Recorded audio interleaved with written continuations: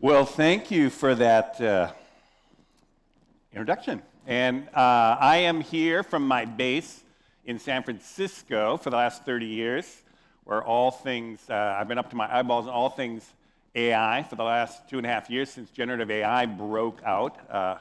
I'm also literally just came in from Shanghai, where I basically spent the last several weeks looking at what the Chinese are doing with to scale up the clean energy transformation, which is quite impressive. I'm going to make some comments on that. And so here I am, coming right out of Shanghai, Beijing, Guangzhou, Chengdu, where I was, to here on the edge of Russia into Lithuania. I've never been to Lithuania. I've actually spoken at Estonia, Denmark, Sweden, here in the Baltics, but I've never been here. And so I'm here as much to learn from you and also the big fundamental system changes you've been through in the last 80 years, but also to pass on to you some of my insights on what I think is the moment we're in here today now. Now, the way I'm going to frame this is called the Great Progression, 2025 to 2050. So I'm going to explain to you some of these, what I think are very positive technologies that are rolling out quickly here. But also I'm going to make sense of a lot of the kind of gloom and doom look at the world that basically people are sitting today. What's going on in America? I'm going to try to explain a little bit about that. What's going on geopolitically a little bit here, having just come back from China. And I'm going to try to make sense of this world, and I'm going to try to convince you in a short amount of time here that we could be entering a period of great progress, that America, funny enough, is really going through a fundamental reinvention that has some very positive elements to this, and then ultimately I think we are heading towards a much better world. Now, as much as that, a lot of the gloom and doom talk around us, it actually counters that, but I'm going to make as good a case as I can about this right now. One of the reasons I've kind of been framing this is I have a new book coming out. I'm doing, it has one of the big publishers in the United States, has all the global rights, and I'm going to be coming out with a new book on this framework. And I've been doing a lot of these essays in Substack. For those of you that follow Substack, fantastic area. A lot of new thinkers. I've been doing essays there. And I have been doing occasional talks like this to iterate these ideas. So this is my kind of latest way of talking to you in a relatively quick way what I think is really going on and making sense of what's going on in the world right now. And I hope I can provoke you into some new thinking to set up this conference here today. The way to think about it, really, is that, to start off, is that we are going through 3 world historic technology transitions. The first and absolutely the most important one is AI. The arrival of generative AI is a world historical moment. It is essentially opening up AI to everyone, getting in the hands of everyone, and opening up what essentially is going to be seen as an AI age. This is a superpower that is going to affect every industry at every field. I'm going to give you, as quick as I can, some of the thoughts about that. But it's not the only one. We actually also are making a transition in clean energy from essentially energy as a commodity, which is the carbon commodities, which is all human history has been kind of rooted in that, to essentially energy as a technology with the arrival of solar panels, battery technologies, and others that are essentially, the big deal about this is that when you shift to a technology, you can drive down consistently the cost. And so that we have tipped in this space here, and we are moving towards what I would say ultimately is going to be abundant clean energy with fusion energy on the horizon. I'm going to touch on that briefly.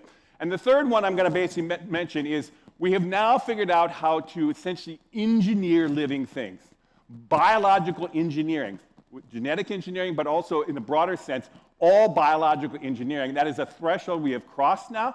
That is a world historical threshold with huge consequences to come, and it's going to ramp up in the next 25 years. So the way to think about this is that we are watching the beginning of an AI age, an age just like the Iron Age or kind of the digital age. When you go to an age, humans get a capability that gives them a step change in their capabilities, and you kind of essentially open up a whole tier of what we can do that we could never have done before. And in fact, you don't go back after you discover iron and work with iron, you don't go back behind that. We are now crossing that threshold into AI, and from now on, humans are going to live with intelligent machines. Centuries from now, we'll still be talking about this. We're just starting it now. It's the very, very beginning. The same thing is we are watching a monumental transition in a very short amount of time which is going to happen mostly in the next 25 years, but certainly across this century, of essentially moving our energy sources into technologies, driving the prices down and making it much more abundant, which we're going to actually need because of the energy demands for not just climate change, but also AI. And the third one is we are making this shift to essentially engineering living things. We've always engineered inert things, materials, but now we are going to plants, animals, and ourselves. There has a lot of sustainability consequences about this, which is worth kind of thinking about. So anyhow, that's one way to start thinking about this. Now, the way to kind of put it into step, when I talk about step changes, is historians of technology have kind of identified about 25 world historic, game-changing, general-purpose technologies. This is like the wheel, the printing press, electricity, things like that. What I'm arguing is all three of these actually are in that category now. And in fact, in a way, the AI one is even a special one because it is essentially giving us an augmentation that we've never had with tools. You could argue for most of human civilization, our physical powers were limited by our own muscle power, what we could hang on to a horse or something. And it took about 250 years ago when the Industrial Revolution and the Enlightenment that we essentially created machines that could amplify our physical power and give us the power of 200 horses and more. And that essentially was the breakthrough that made the modern world that we're still today enjoying so much today. But up until now, anything to do with intelligence, when you sense the environment around you, you can make reasonable judgments of what's going to happen and make decisions around it. Anything to do with intelligence had to have a human being tied to it, even the simplest thing. Until now, machines now can do that. And they're going to get better and better and better at it. And so we're going to watch an unbelievable transformation as we sort through what are the intelligent tasks that machines are going to do and what are the intelligent tasks that humans are going to do and how are we going to get amplified and augmented by that. It is a huge deal. And the other thing about it is, the other two, too, to think about, is when you go back to the last time we saw a transformation on this scale, was essentially, like I said, the Enlightenment, the European Enlightenment, and the early Industrial Revolution. But we saw different categories of breakthroughs. We saw the breakthrough in communications with, let's say, the printing press. It had been earlier than that, but the real implications came in the Enlightenment. Basically, we saw getting carbon energy, coal at scale, ultimately moving on to oil and gas. And ultimately, we also saw the invention, essentially, of industrial production, which has created this world around today. Those three same meta categories are happening in our world today. AI is going to do many things, but one of the things it's going to do is transform communication. I mean, it's already doing it with simultaneous language translation and the like. We're also watching, I mentioned this whole thing in a huge transition in energy, and ultimately we're going to move increasingly to biological production. That's what they talk about, synthetic biology. That is really where we're starting to move this century. Now, what happens, what's interesting about this is normally transitions, these fundamental transitions take a lot of time to transition. Like, let's say, the electrical, to really make use of electricity, it took about 40 years. To really make use of car culture, it took about 40 years. Digital revolution took about, that's my career essentially, it's taken about 40 years. We are seeing three simultaneously step changes happening in the same time, and that's the great progression. So that's one way to kind of think about what we're doing here, and it is a very big deal. Now, the other way to think about this is around essentially these technologies, you watch system changes. And so the best way I've been explaining it to people is we are watching right now a bunch of old systems that have been dominant, particularly for the last 80 years since World War II, kind of getting dismantled or going down.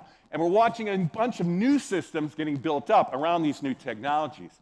And this is what I call the great progression. You are here. You're in the middle of this. And so that's why it's so confusing right now. Particularly if you're rooted in the old system, you actually have a lot of fears. And also, we don't fully understand how the next system's going to work. But ultimately, we are moving towards a system that will be coherent and better, I would argue. And so the way to kind of see this is, if you go back 15 years, we saw breakthroughs in all three of these fields. AI was essentially a shift in our way of approaching AI into neural networks, or essentially large language models, which had been a distant dream. We didn't know how to do it up until about 15 years ago. And there was a breakthrough, which I get into details on that, but essentially it was 15 years ago we had that breakthrough. The second one was the CRISPR breakthrough, cheap, easy editing of genes. That essentially opened up a whole new era and said, we can do biological engineering. And the third one, although there wasn't a specific breakthrough in solar, we watched basically, particularly through China, the big scaling of solar. It's starting to make sense, and market forces started to actually play out here. And so it's taken that 15 years, and so up until now, it's been under the radar. But in fact, what's happening is we're just starting to scale. These are all just starting to scale. And I'm getting into a little bit of how that works in the scaling here. But that's the issue here, is we can't see the next thing quite yet, but it's happening. Now, the one thing about when you make these fundamental technological changes, there is a chain, if they're big enough, general purpose technologies like these are, they have essentially implications on the economy, very economy stutter step. Then they ultimately have it all the way on the society, how the society operates. And ultimately, if they're big enough, and I think these are, you have literally civilizational style impacts. Really, you have to organize things very differently. And I think we're in the middle of all these now. Now, when you get to that idea of system change, the closest thing we have is what happened essentially coming off of World War II and the Great Depression. We had a similar situation of many of the systems of that time running into the Great War, essentially were deteriorating and not working, the Great Depression and others economically. And then but we didn't really understand how that post-war world was going to work. And so we had a spot, boom, our parents, or in our case, this is JFK, one of our GI generation presidents, John F. Kennedy, essentially was in the part of dismantling the old thing and then scaling up the new thing. But we did have, after that, a great boom, the great post-war boom that Europe was also taking part of. And so there's a kind of an analogy there that what happened in the 15 years running up to essentially the war, we had basically incredible polarization of politics in the United States. I mean, those who don't really understand, in the 1930s, we basically were on the verge of our own kind of version of fascism in the United States, which got beat back, and essentially in an isolationist politics. We had breakthroughs in energy, and particularly nuclear fusion was one of the big ones. And of course, the geopolitics at that time led to a world war. We're in a similar situation to that now. But the point is we got through that tensions, that confusion, that conflict into what is really understood as one of the great economic booms of all time. And we really, literally rebuilt the world around a very different set of politics, economics, and international institutions. And in the case of the United States, this is from a video that's on the internet now. I've got about 1.5 million views. But essentially, I was trying to explain how it was the great boom of essentially the United States, but also as all through Europe and all. Now, what gives me more confidence of talking to you like this about this is I've been through this drill once before. I worked with the founders of Wired magazine. I ran the magazine in the heyday in the 90s there. And in the middle of the 90s, we had a similar problem, is people did not understand the power of the internet, what was going to happen to the internet. And in fact, they were downplaying its significance. And so essentially, one way to think about this is, although at Wired we were understanding this, we had to explain this to people. Now, what it means is you have to understand how all successful technologies, particularly general purpose technologies, go through the technology adoption curve. And the key thing about this is, where do they tip? And for those of us that understand the technology, we can see where the tipping point is earlier, and then you can see what's coming afterwards. Now, why this is important is, up until the tipping point, people in the technology, people are like, well, this cell phone thing doesn't really work, it's too clunky, the Nokia thing. And then all of a sudden you get an iPhone and say, oh my God, it's awesome, and everybody loves it and thinks, okay, it's obvious we got to have these smartphones, right? So that's one thing that always happens. We're in a lot of these tipping points now, and so people don't see we're about to see the takeoff. The second thing is, our systems are built around the old technologies, and they will hang on as long as people know it, they're used to it, they know how to make money in it. And so you get a new technology, people see the new technology and say, huh, that's interesting, you can do it differently. Let's say, oh, wow, Uber, you can actually do it a lot better than a taxi. Well, you need enough people to try it. And then all of a sudden they think, oh my God, this is awesome. And then whoom, the whole thing goes like that. So this is a paradigm shift. These things move really fast. So before the paradigm shift, you're thinking, that'll never happen. And then after the paradigm shift, you think, oh my God, it's obvious. Now, so we have seen, there we go. So basically, the way to think about this in the kind of the digital revolution, which was not as big as the AI, but let's just give it an example, is when the internet was coming, we were saying, okay, this is going to dismantle the old media, newspapers and television stations, and the new media is going to take it and supersede it. And back kind of then, my first book was called The Long Boom. Off that cover story in Wired, and Long Boom was a book I did, went into multiple languages. The Long Boom was looking ahead 25 years ahead. And from that point of view, it's a very similar thing. People said, well, you know, what's in Amazon? It's not going to, doesn't matter, you know. And but from the early days of that time, you know, oh, the Macintosh, oh, that's interesting, user interface. Ah, the web, that's interesting. There was a dot-com bubble, and the next guy talking is going to talk about bubbles. There's always bubbles around these new technologies. People get early, super interested, they bet on a million different ways, and there's always a crash off it. But it does not stop, in this case, the internet, from going on. And that's what we were saying, is this is going to happen. And so what happened, it did play out. These computer chips kept doubling in power for the next 25 years, till 2020. From the mid-90s, when I wrote that cover story and book, it was essentially looking out 25 years. And it said by 2020, we're going to have these super powerful computers. And that's true. And the cost, we said, is going to come down. These are, by the way, logarithmic charts here, meaning if I did the real chart, it would have to be a skyscraper. But look at those prices. 1 gigabyte in 1980 cost $700,000. It's now like a penny. Everybody in this room has 200 gigs on their phone, right? But in fact, that's what technologies do. They drop in price. The same thing about the internet. In the mid-90s, there was 25 million Americans on the internet. Eventually, it got, in 20 years, 60% of the planet. Right now, it's about 75% of the planet. And soon it'll be everybody with low-level satellites.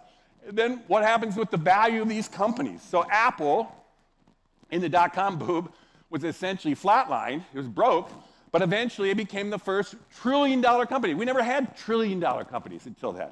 And it wasn't just Apple. By 2020, the entire commanding heights of the global economy were American tech companies sitting in California or Seattle. And essentially, they were all trillion-dollar companies. And now we've even got more than that. And it wasn't just tech companies. It was essentially the entire economy was booming. And so the stock market, when I was writing that story, the Dow Jones was at 5,000, and we said, you know, it might get to 30, and then by 2020, it got to 30.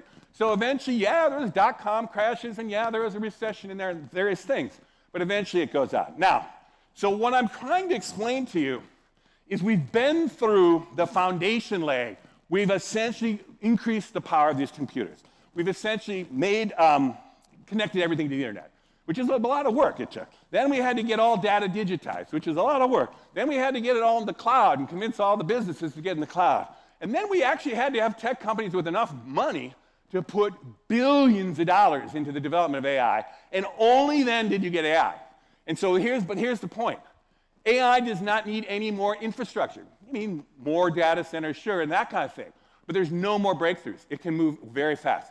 So we're going to watch this move much faster than any other transformation in kind of these technologies. Now, big technology revolutions have two fundamental stages.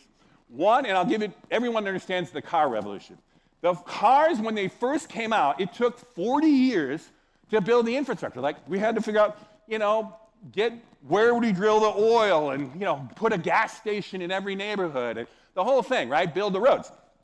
But after the war, everyone had a car, and then you could say, wow, what could you do with cars? Well, then you could create the suburbs and, you know, all the kind of things, drive-ins and everything that happened. So there was a crazy amount of innovation after the foundation building.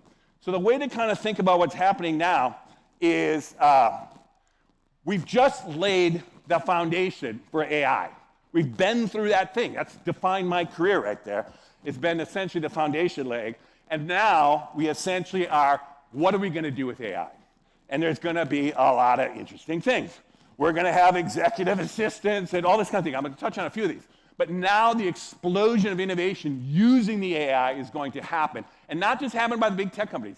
Everybody in every field is going to be able to leverage this tool and start to do crazy stuff.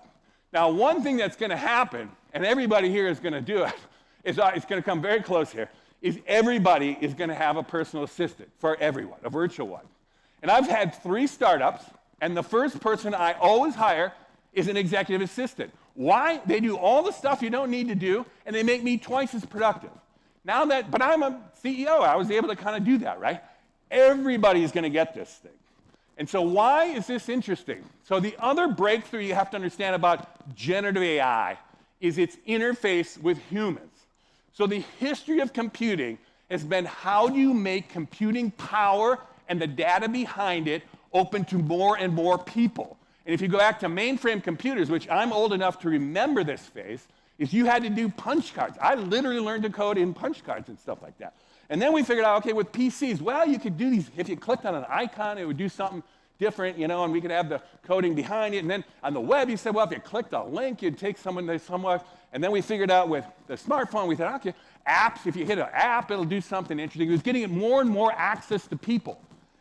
But the Holy Grail has always been voice. If you look at Star Trek movies or whatever, 3 centuries from now, humans are going to interact with computers talking to it. That's what they'll just do. It's the best way to communicate with anything. And we've just broken through on that. Anybody, you don't need to know how to code, you don't know how to do any of those things that you had to have some computing power, to devise any of those. Now you can all do it. That's a crazy expansion, democratizing of technology. And so any one of you is now going to be essentially surrounded, you're probably already doing it with ChatGPT or whatever, you are going to have graduate level assistants in agents working in all directions for you. It is going to make you super productive.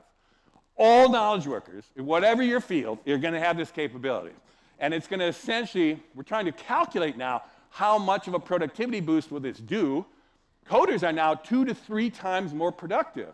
And they're the early canary in the coal mine here. But essentially all knowledge workers. So there's a question, are we going to actually see some kind of other boom, which we did have in the roaring 20s around the technology of that period.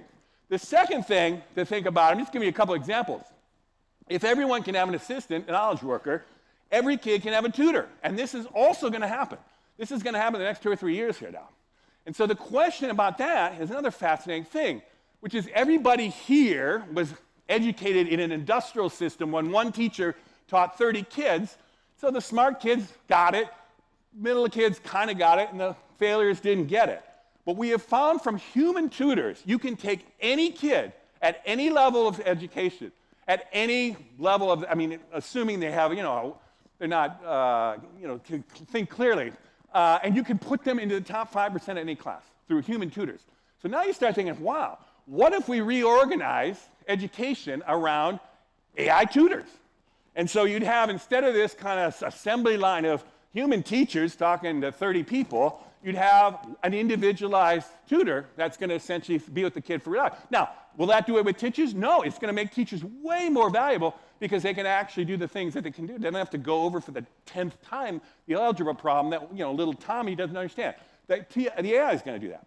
And so what's interesting about that is it's not going to stop necessarily you know, it could just continue through your life. We'll be learning our entire lives, accelerated learning, through these things. And this is not science fiction. This isn't waiting for a breakthrough. This is happening. There are millions of startups working on this. So what this brings up is a word you're going to hear more and more, is this sense of abundance. You're hearing it in American politics now, circles on both the left of center and right of center.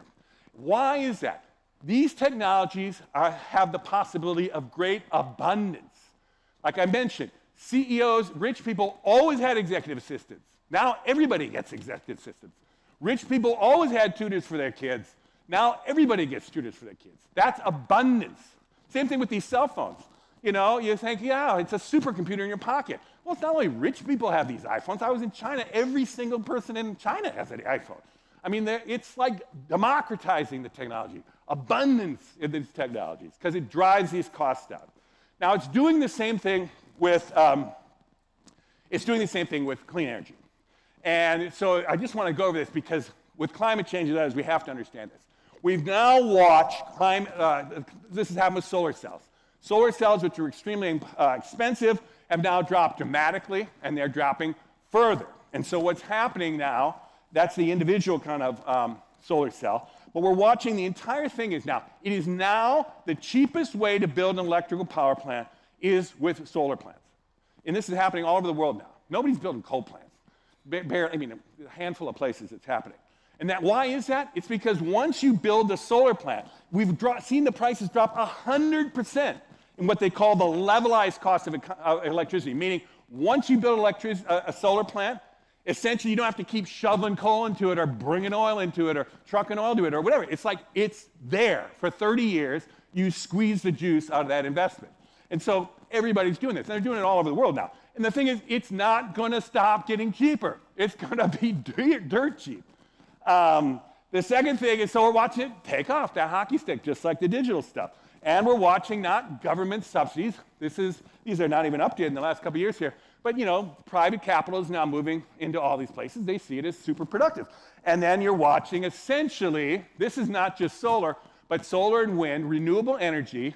This is the hockey stick of growth in that, compared to what's happened with nuclear energy, which, by the way, I do think we need nuclear energy, and we're going to need more of it. And in fact, that's already starting to happen. So that was a misstep, essentially, in thwarting that. But basically, the point is, right now, where would you put your money? You put it on solar. And so that's what's happening.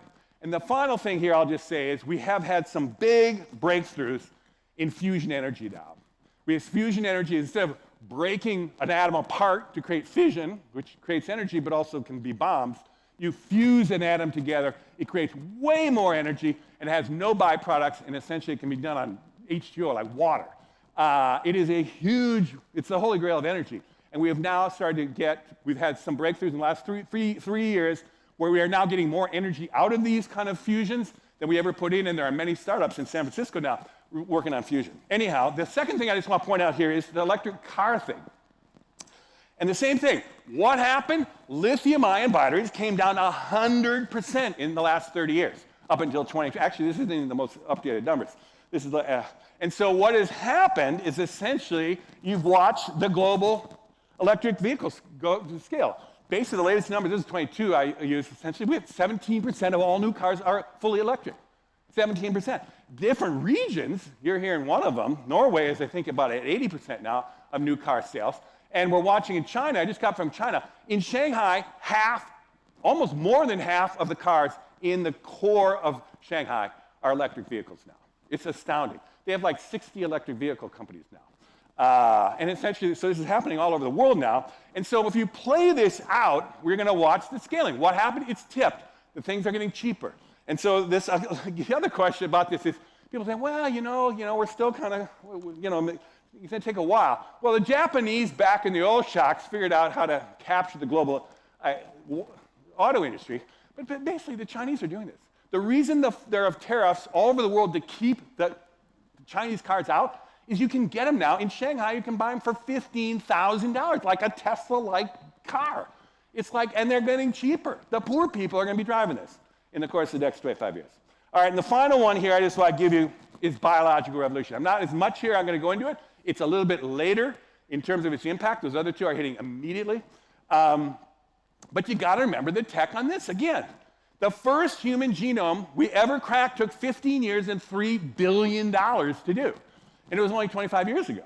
And in fact, since that time, we've got it to, it's now even less than $1,000. It's about going to be this decade, it's already starting to be about $100 to get your genome done. It's basically twice as fast, the costs have dropped, twice as fast as what Moore's Law, the chips have got.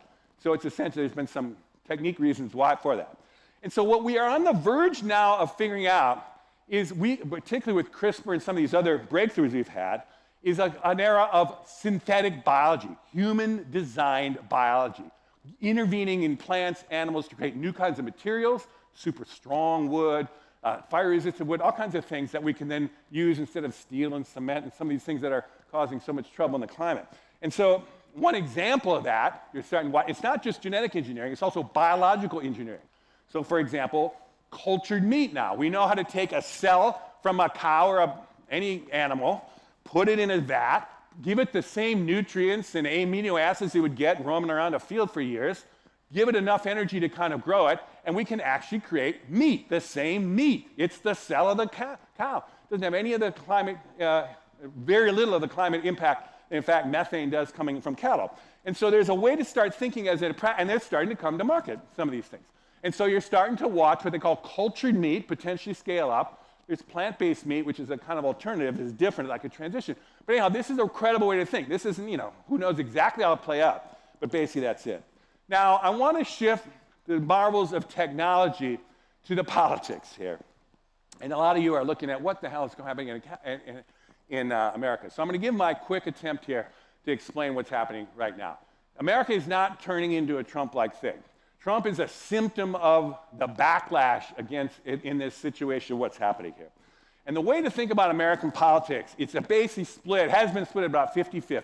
But American politics over history has essentially been a pendulum swing between one side getting about another 10% of the country into a 60-40 majority, or the other side getting a 60-40 majority. There's always going to be this core on either side, and the question is, how do you get the balance for transformative long-term change?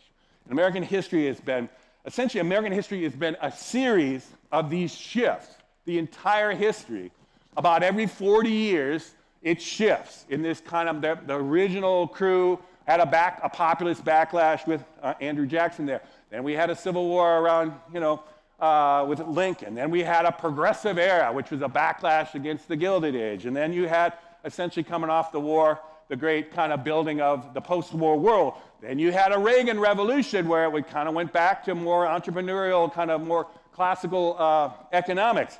And I'm saying we're in this now. It's not Trump, but we're in a period where we're watching this next thing happen. There's even a more interesting thing going on here, which is what my book is going to try to get into, is there's been 3 of those times we have watched fundamental reinventions of the entire system of America, what it meant to be America. And I'm saying we're in another one of those now. And I'll give you one example that kind of explains what's happening now back to what happened in history. So if you go back to the Civil War, and this explains what happens around these times.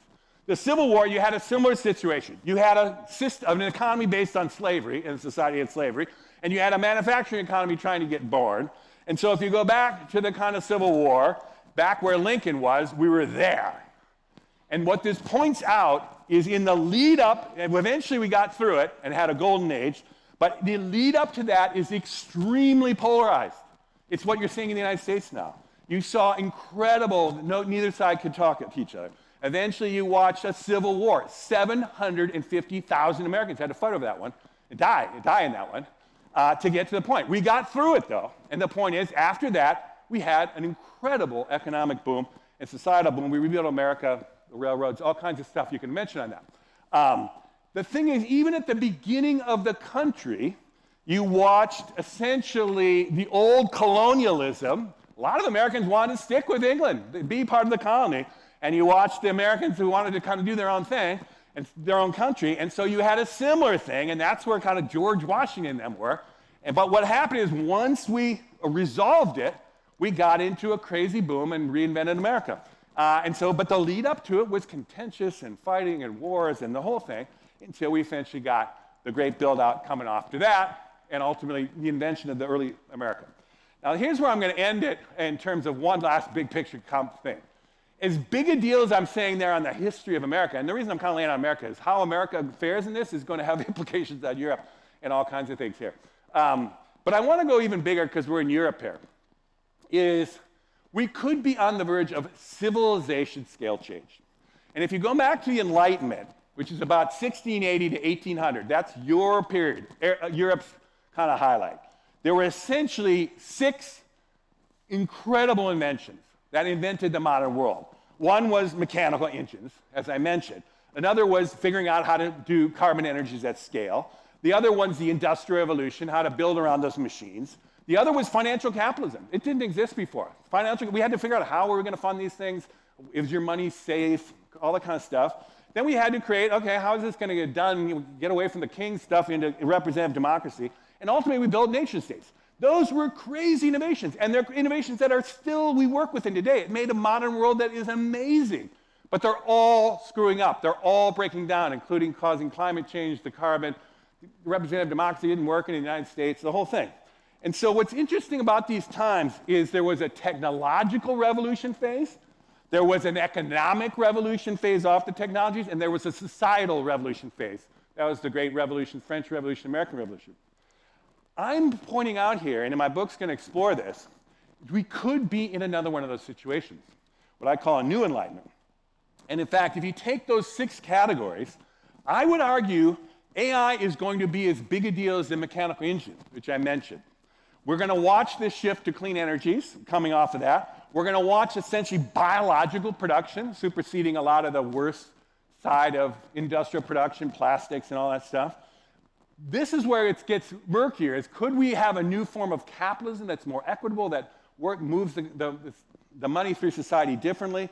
Is there a way to actually have a democracy, the will of the people actually expressed differently than through what is becoming a corrupted representative democracy? Probably, by the way, rooted in some kind of AIs helping there. And ultimately, global governance is to supersede this crazy patch of nation states. Some kind of way that we could essentially be moving together as a planet of 10 billion people to coordinate better on these things. That doesn't mean it's all going to be run by a cabal of people in the UN. It means we're going to have new institutions that coordinate us differently and also allow the local kind of city level kind of coordination. So what I'm pointing out to you is we have the technologies we need for this. We're now beginning to watch the economic shifting, I think, and ultimately, I would say, the societal implications. It's not clear. We're right there. If you made it, I think this is going to be more accelerated, by the way, because of our communications. But anyhow, if you thought about what we're doing here. And so as I end here, I just want to say, this is a world historic moment for all. It's not just America. I just got from China. China is going through the same thing. Europe, you're going through the same thing. Why is Russia so desperate right now? It's an oil state. The only thing it has going for it is an oil state. It is making these moves because it is the last peak of its power, I would argue. And you are essentially in the danger zone here. The world is going through a crazy transition. We're watching essentially those systems, those powers, those industries rooted in the old things are getting more and more desperate. And the politics is getting more desperate around that. Witness what's happening with Trump. But I'm laying out to you the possibility that I think we are going to move through this. I think we're going to open up into a different era. I think the politics will sort itself out, and these technologies will be harnessed, and we could build an era of great progress, see a kind of reinvented America, and move all of us to a much better world. And with that, I'm going to leave that with you and leave a little time for some questions. So thank you very much for having me here. Thank you so much for joining us. Thank you for very specific examples. Please sit down. There are some really good questions coming up before I ask them. I want to ask something more general, just to reiterate, when you say we are in the middle, possibly the new enlightenment, on the verge of a civilization change, and that is why it's so confusing. Hasn't everybody in all periods of history felt this way? And we always undergoing transformations of a big scale, several at the time, and there is simply nothing unique about us, is there? I would argue that's not the case. I would say, for example, up until the last decade or so, we had a pretty stable system going on in the world here, the post-war system. And from the American lens, there was essentially the European welfare states, the American welfare states were built. We watched Pax Americana, which was essentially a superpower over kind of keeping things together. We watched global trade work within that system. People understood how those systems work. They knew how to make money. They knew how to get elected. They knew how to analyze it as media people. It worked. And I would argue what the junctures where this becomes confusing is when you get a set of new technologies. At the core, I am someone that technology is at the core of a lot of these changes, is once you get a technology like AI, it doesn't play in that world anymore. It doesn't work in that world anymore. Or the other way to flip it around is you can do so much more with that, and at such a faster pace or in a much more advanced kind of way with more scientific breakthroughs and things, it blows apart those systems that worked fine for 80 years. So I would say the placid, more, this is working feeling that we've had for 80 years is now going away, and that we're kind of seeing it all over the world. And now the question is we have to figure out the next systems to harness those technologies. So the junctures come periodically, but they're driven fundamentally by a technological change, in my opinion. Now that could be debated, but I would say it is really a core, keep an eye on the core technologies is the way to understand what's really going on. So when is the next golden age for us? Well, we got to get through this kind of craziness here, but I will say what you're going to watch in AI particularly is you are going to watch an incredible series of breakthroughs that are happening here. Again, I've been in Silicon Valley for 30 years. I know many of the key players there. I've run series there kind of like this, bringing together experts around AI, particularly in the last 2.5 years. There is much that is not getting out yet, but if one of the reasons you see such bullish and such optimistic talk coming out of San Francisco right now is those that are really on the front edge of this are incredibly excited because it is showing the things that we can start to do. And so I'm going to say, and again, I don't want to, it's happening all over the world. People here, I've already seen so many people using AI here. It's been interesting. So it is out for everyone. But I will say, I would say to you that we're going to start watching things that we never thought were possible. I'll give you one example about it. I just came back from China. China is really, very few people speak English there and haven't. By the way, I've been going to China for 35 years now. And everybody drives an electric car. Well, almost not everyone, but about half of Shanghai now. It's mind-blowing. But here's the thing. Simultaneous language translation is here now. I don't know if you noticed, Apple just had a breakthrough, kind of announced essentially their earbuds are going to be simultaneous language translation. I had no idea what you guys were saying to start the thing here, but with my earbud coming next time, I'll be able to understand everything you're saying. That is a crazy breakthrough. And the same thing in China. The way I was essentially communicating to everyone through simultaneous translation on my iPhone. That's going to knit the world together. That's going to cross-fertilize innovation. That's going to break open all kinds of crazy things that up until this time we've had a world of a Tower of Babel or educated people in the business class talking the lingua franca of English.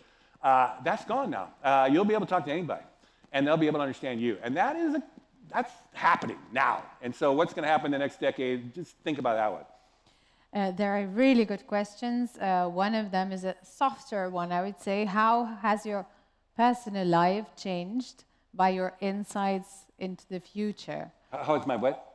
My personal life? My personal life. Measure your happiness and inner peace index over life stages, please. So you don't have to do that, but maybe a more general question is, what do you personally do with all of the information that you have just provided? We have these insights about the future. So what, do we carry on living our lives as we do, or is there anything that we have to change in our everyday life? Well, this is interesting, because I'm married actually to a British woman who is very resistant to technology, believe it or not. And I've been with her for 35 years. So we have this conversation a lot.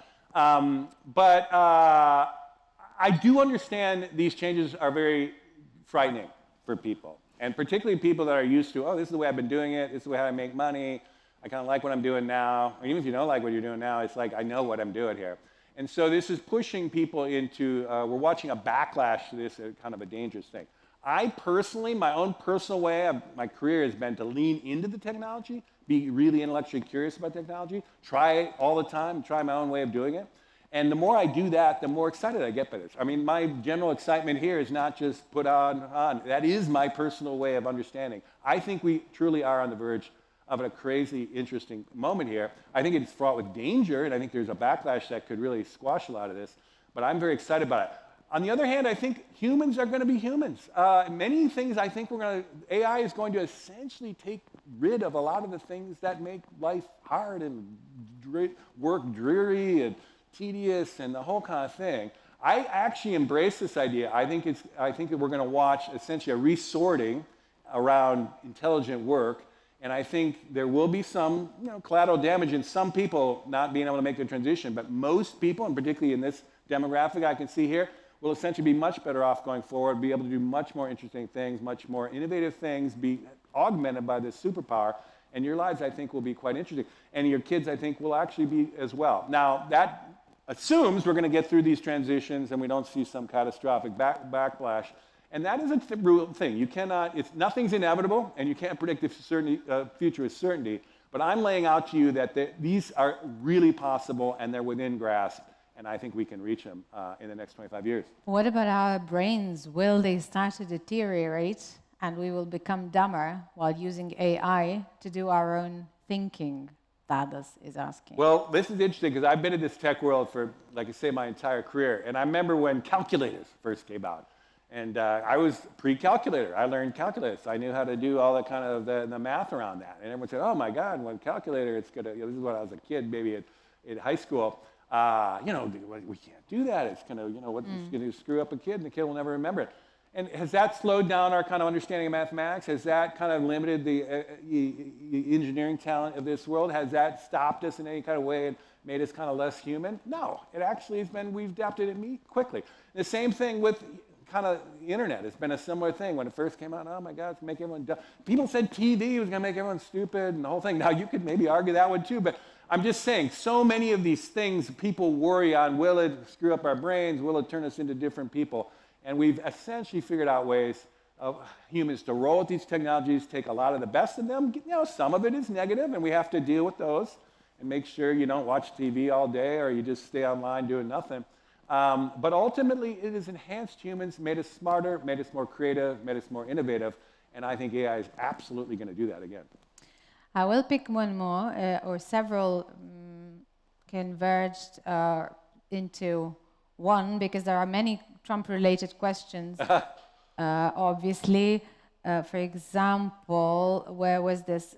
By your definitions, Trump should represent the old world, but he is also promoting new technologies. How does that boil together? Trump-related questions. Okay, do you want to dwell on that one a little? Sure. Here's what I would say to you about this. And again, this is, I'm going to be around all day here, so we could talk in the hall and have a drink or two later. My way of understanding Trump is that he is essentially a right-wing populist backlash against essentially a lot of the against the old world of the last 80 years.